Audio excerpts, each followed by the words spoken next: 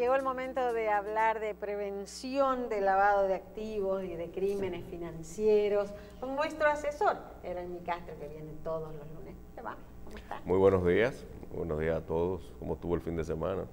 Bueno, bien, gracias a Dios. Y mucha tragedia. Bien para algunos y mal para tragedia. otros, muchas tragedias familiares y Sí. mucha gente corriendo en la calle. Sí, pero ahí Vamos a tener que cerrar, como dice Santiago Jacín, tolerancia cero. Ojalá. Ojalá, siempre dentro de las normas, ¿verdad? Sí. De la institucionalidad, pero con tolerancia cero. Bueno, yo he visto un spot de Intrant hablando de si usted hace esto, tiene una multa de tanto, si usted hace aquello, una multa de tanto, si usted hace aquello, una multa de tanto. Ahí, interesante, ¿eh? De 5.100, que sé yo cuánto, a 25.000 pesos. Sí. Esa ¿Y si multa... usted corre carreras? ¿Y dónde sale eso? Yo tengo un video ahí. Bueno, pero el que salga, te voy a decir yo tengo algo. el video, ¿eh? El que se meta a 250 kilómetros por hora, Por Dios. debiera estar preso automático, como Pero si fuera a no, yo salir a digo. tirar tiro con una ametralladora para un porque- colegio. no, pero ¿eh? claro, es un asesino, No, pero es lamentablemente. una locura. Porque eso es al otro. Y eso... Sí, 300. Y Ningún, ningún sistema de seguridad de auto alguno garantiza la Imposible. vida. No, en inclusive, esa velocidad. dice alguien del grupo de nosotros cercanos que el periodista que mataron el otro día aquí en la Tiradentes, no fue, el carro que lo chocó no fue el que tuvo problemas, sino que alguien que estaba con una carrera así mismo le dio a un vehículo y entonces ese vehículo impactó al joven. Al joven de CDN, creo que era. Hay un efecto multiplicador horrible Exacto, en todo exacto. esto. Señores, creo que... Eromi, antes que tú digas algo, Sí. estamos en el aire, Dari. A ti, Dari. Todo el mundo le decimos que lean las cosas, pero la gente entiende que no tiene que leer. Hay una ley nueva. Déjame oír una fracción de lo que dicen en el programa tal y leo ese. Artículo tal. Y nosotros estamos diciendo hace muchísimo tiempo el riesgo que tienen las ONG con el tema del lavado y las fundaciones y todo eso. Pero no ahora, muchísimo tiempo, inclusive. No, y las cooperativas. Y la cooperativa. Inclusive, que decíamos antes que el crimen organizado usa estas instituciones para hacer regalos, aportes, una donación de 10 millones de dólares. Y adquisiciones. Y de cuándo. Qué bien, qué generoso ese señor. Mira, ay, qué bueno para darle a los pobres. Y esa es la política para ingresar y llevar dinero. Entonces veo aquí un titular que el periódico El Diario Libre se equivocó la semana pasada en un editorial. Sí, cierto. Me dijo el director que lo habían corregido en la parte digital, porque hablaba de que había un proyecto de ley de lavado. Aquí dice, en ley de lavado, ONG y fundaciones son de alto riesgo. Y se refiere también a las cooperativas. Pero no son sujetos obligados. Sí lo son. Las ONG no están como sujetos obligados. Exacto, pero la cooperativa sí. Las cooperativas sí, claro. Entonces, Bueno, siempre hemos señalado que a la ley le falta la indicación de señalar a las ONG como de alto riesgo. Donde se señalan de alto riesgo es en las normas emitidas por las autoridades competentes. Y se indican en esas normas que se debe poner especial atención a las transacciones que se hacen con las organizaciones no gubernamentales o más bien con las organizaciones sin fines de lucro, que es como debíamos de señalarla de forma indicativa. No está tipificado ni siquiera en las 40 recomendaciones como uno de los entes para ser asumidos como sujetos obligados, pero tiene una recomendación pura y simple para las organizaciones sin fines de lucro. Y es básicamente por la corrupción, pero más que nada también porque la mayoría de las organizaciones sin fines de, la mayoría de los financiamientos de terrorismo se dan vía organizaciones sin fines de lucro. Sí, pero mira, yo bien, quiero decir, ayer hicimos un análisis de esto, de este tema de las ONG, y te quiero decir que a los dominicanos hay que explicarle, porque somos a veces injustos. Claro. Cuando se habla de cooperativas en República Dominicana, por ejemplo, si no me equivoco, estamos hablando de 1000 y pico de cooperativas. así es. Y Así es. 700 en proceso. Sí. Donde, ojalá y dejemos de último, las 10 o 15 o 20 o 50 o 100 que son conocidas y que tienen una operación formal, más formal en República Dominicana. No queremos vincular una cosa con otra. Lo mismo que las fundaciones. Usted tiene aquí entidades, universidades, gente que tienen ingresos y que hacen su trabajo de fundación bien hecho durante... Con transparencia. Ahora, ¿existen cuántas? 3.000, 4.000 fundaciones debidamente incorporadas en la República Dominicana, de las cuales yo le digo a usted no podrá pensar que en una universidad de prestigio aquí, con 15, 20, 40.000 estudiantes, tenga un problema de lavado. Ahora, cuando usted le dicen que aquí para cada donación, solamente con el problema haitiano, se mueven recursos en más de 300 fundaciones y ONG, fundaciones que no tienen a veces ni un local. Sí. Entonces dice, Fundación pro el Derecho del Haitiano. Virtuales. Viene un señor y dice, de ahí le depositaron $5 millones para construir una cosa que a lo mejor nunca se construyó. O para construir una cosa que el que la construyó se ganó un dineral. Entonces ahí que se genera esto, y quería separar porque entre cooperativas y fundaciones hablamos de 4 o 5 mil entes, instituciones, de las cuales tal vez hay que sacarle su comida aparte a 200 o 300 que no queremos que se vinculen, aunque deben de estar bajo el mismo régimen de supervisión, ¿verdad? Claro que sí, el IDECOP debe supervisarla. O la Procuraduría. La Procuraduría el registro se hace en la Procuraduría General de la República. Sí. Pero la supervisión, si es de ahorro y crédito, es del IDECOP. Existen otros enfoques, las abiertas, las cerradas tienen menos riesgo, las abiertas aumenta el riesgo. Conocemos aquí cooperativas que son enormes. Sí, claro. Y manejan un capital también mucho recursos. Y son reales. Son reales, y algunas están muy bien gestionadas, muy bien gestionadas. Muy bien manejadas. Puedo dar fe. Otras, yo no sé realmente. Mira, ¿y qué otro tema nos traes hoy? Bueno, los temas obligados en esta semana son la publicación de las normas de la Dirección General de Impuestos Internos con relación al lavado de activos, focalizadas hacia sus sujetos obligados, a los sujetos obligados que deben supervisar según la ley. Que Magín Díaz habló de eso en su discurso el viernes pasado junto a Pepín Corripio en el Hotel Lina. La semana pasada. La Federación Dominicana de Comerciantes. Fue antes. Y la verdad que le está dando mucha importancia a eso y a la necesidad de las empresas de que creen los sujetos obligados. Que los que son sujetos obligados que se adecúen. Y que usen los encargados de... Los oficiales de cumplimiento. Los oficiales, que aunque eso va a subir sus costos, pero que tienen que utilizarlo. Es muy importante. Las normas, la 0118, por ejemplo, es la que regula la prevención del lavado de activos, financiamiento del terrorismo y la proliferación de armas de destrucción masiva respecto a los abogados, notarios, contadores y empresas de factoraje. La 0218 es la de compra y venta o para las entidades que compran y venden vehículos de motor, barcos y aviones. La 0318 para agentes inmobiliarios, empresas constructoras y fiduciarias que no ofrecen servicios a entidades financieras o de oferta pública. La 04-18 para los comerciantes de metales preciosos, piedras preciosas y joyas, las empresas o personas físicas que de forma habitual se dediquen a la compra y venta de armas de fuego, y las casas de empeño, que no sé cómo la DEI se va a hacer con esto, pero bueno, las casas de empeño son sujetos obligados. La quinta norma... Eso es inmanejable. Va a ser muy difícil. En cada barrio aquí tiene varias compraventas, ¿verdad? Y es muy difícil tú gestionar. No, y los volúmenes no lo permiten. Ni siquiera en función de riesgo. ¿Cómo tú en una operación de 2.000, de 3.000, de 5.000, de 500 pesos vas a hacer un due diligence? No aplica tampoco, es decir, no debe aplicar porque el riesgo ahí es menor.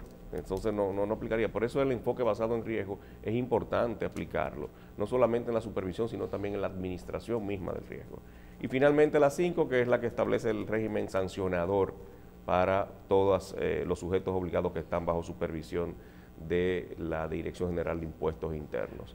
Aquí es importante porque, vamos a decir, se sinceriza un poco lo que es el cumplimiento de la ley, porque establece quiénes deben tener un oficial de cumplimiento debidamente designado y quién puede asumir o qué puesto, en función del tamaño de la empresa, puede ser asumido el puesto de oficial de cumplimiento por el gerente mismo de la empresa o por un encargado. Por un tema de costo. Si el volumen no es mucho. Si el volumen no es mucho. Y establece qué tipo de empresas, en función del capital o de las ventas, de los activos más bien, deben nombrar un oficial de cumplimiento y que aparezca en la estructura, o si puede ser creo que asumido por también otra eso persona, aplicaba, Airomi, a algunos profesionales como los notarios, los abogados, Sí, que los tal, notarios y que los tal vez abogados es la podrían ser primera.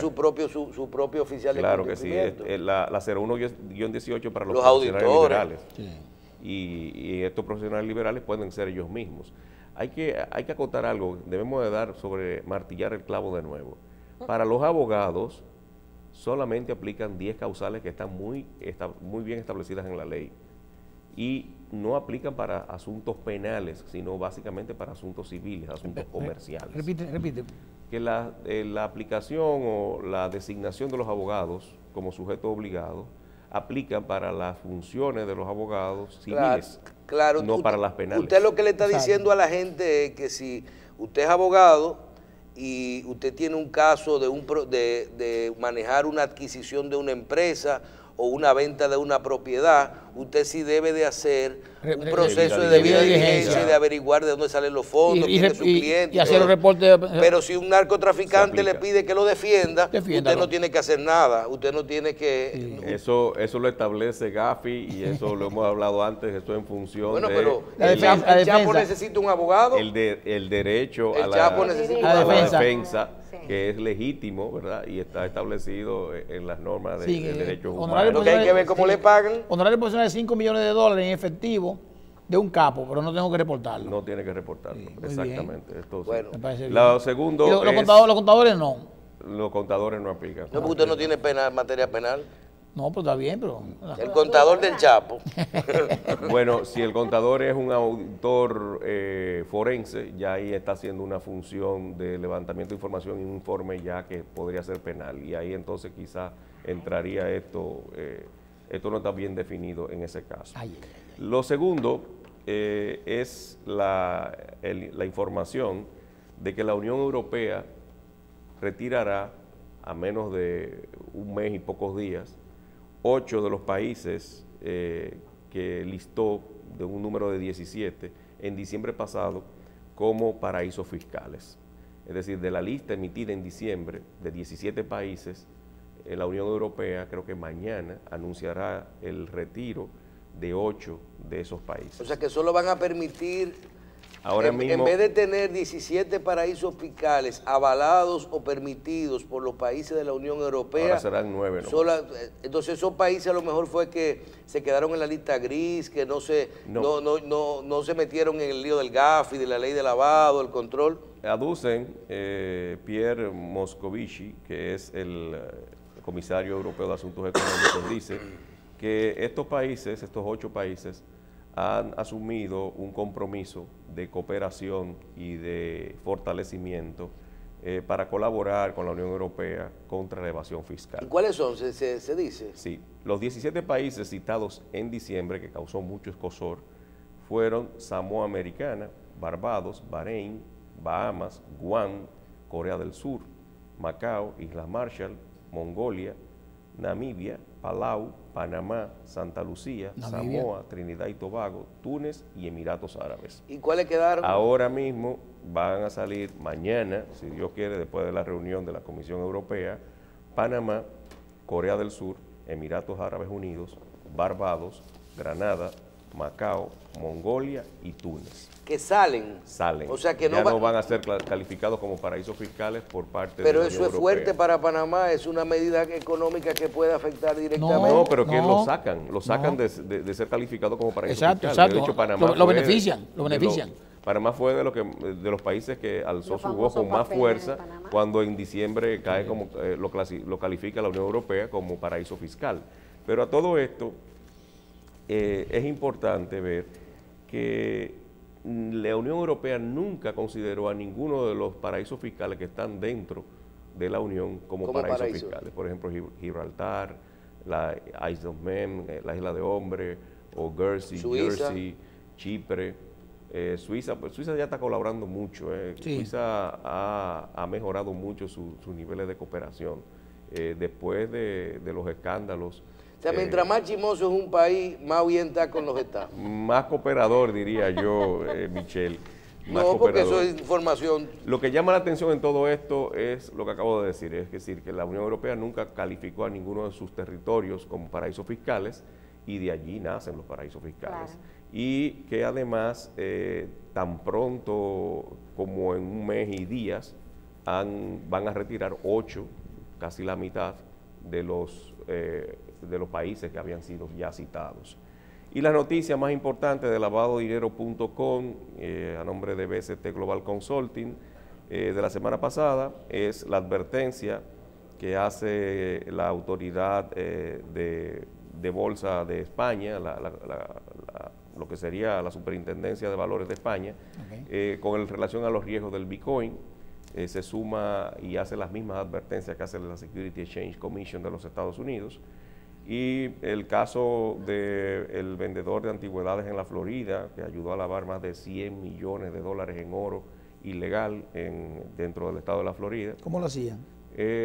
Compraba oro, pero el oro era ingresado de forma ilegal, diciendo que era otro tipo de metal, y entonces simplemente lo vendían y se revendía más para adelante. Podría ser en picaduras, podría ser en barras, en varias formas, pero a lo mejor hasta en floreros y lo que sea, a lo mejor lo fundían. De todo, lo fundían, lo refundían y esto. Y también el sistema, la Comisión también de Valores y Bancaria de México insta a que todos sus sujetos obligados conozcan mejor a sus clientes. Esto es producto del informe de evaluación de México, que está sujeto a presentar informes cada 6 meses, y entonces ahora hay una nueva instancia, ¿verdad?, para que sea más rigurosa la debida diligencia para conocer a los clientes en México. Esto a nombre de lavadodinero.com y de BST Global Consulting. Bien, tú sabes que la próxima semana, primero, conversando hoy con Guido Gómez, decía una información que a nosotros nos chocó mucho, para que la gente vincule como eso que usted nos ha explicado tanto de cómo las criptomonedas se prestan al lavado de activos, como Medellín, Colombia, es de América Latina el mayor lugar donde se hacen operaciones de Bitcoins. Sí. Y saben que el Bitcoin, Bitcoin, de compra y venta. Ajá, en Medellín, o sea. Los mayores generadores, las granjas más grandes están en los países fríos, es decir, porque se necesita de mucha electricidad, de allí la electricidad es más barata, y también de un ambiente frío para que mantenga a buena temperatura los servidores. Entonces hay varias granjas en Canadá, en Groenlandia y en la parte norte de Irlanda. Bueno. A ver, la semana que viene vamos a hablar un poquito, licenciado, sobre si los Estados Unidos, con su política de disminución fiscal, de disminución de los impuestos, perdón, y con su política de ayudar a esto, de combatir el lavado de activos, siempre estar delante en todo esto, por un lado, y por otro lado, cómo eso puede chocar una cosa con otra. O sea, por un lado, traigan todo el dinero para acá, que está fuera depositado, solo pagando una suma mínima. Si eso no se presta al lavado, sería como la gatica de María Ramos, ¿verdad? Sí. Entonces, la semana que viene podemos traer ese tema, a ver si ellos, por un lado, aprietan mucho y por otro lado, se hacen de la vista gorda para para que esos capitales entren a Estados Unidos. No podemos dejar de tocar el tema de FATCA, puesto de que la tendencia del presidente o el propósito del presidente Trump es a eliminar FATCA. Baja impuestos, elimina FATCA, insta a que entre capitales. FATCA es el papelito que se llena en los bancos aquí cuando cuando te dan el W8 o el W9 para que tú digas si eres norteamericano o no eres norteamericano. Que aplica simplemente todo eso. Es la ley de activos foráneos de los Estados Unidos. Lo que pasa es que la política de Trump es eliminar todo lo que hizo Obama. Sí, pero oye, está haciendo cosas que le está... Por un lado, hay que combatir el lavado y quiten el FATCA. Nada más ponte a analizar eso. Sí. Eso es, tú sabes que aquí tú te vas a los bancos dominicanos y hay un formulario ahí donde están los depósitos que dice, llénese si usted es americano o si es residente de Estados Unidos. Tiene que llenarlo y si usted va a depositar o abrir una cuenta, sí, cualquier transacción. Pero en este caso en particular, la política de lo que quiere aplicar Trump no es incoherencia. porque lo que pasa es que FATCA necesariamente no es tema de lavado. Es No información. es tema de impuestos, es un tema fiscal. Entonces dice, si yo voy a bajar la tributación y el objetivo de FATCA era buscar a aquellos norteamericanos que viven fuera, están haciendo negocio y no me lo están diciendo a mí, yo quiero que tú me mandes ese reporte. Una pregunta, en Estados Unidos, ¿el delito tributario es lavado de activos? No es precedente todavía. ¿Y en República Dominicana? Sí, lo es. Bien, ya. La conclusión de esto, señores, es la siguiente. Estamos ante un presidente que es empresario. Exacto. Punto. Y defiende su clase. Defiende su clase, la clase no se suicida. Muy bien. Gracias, licenciado. Buenos días.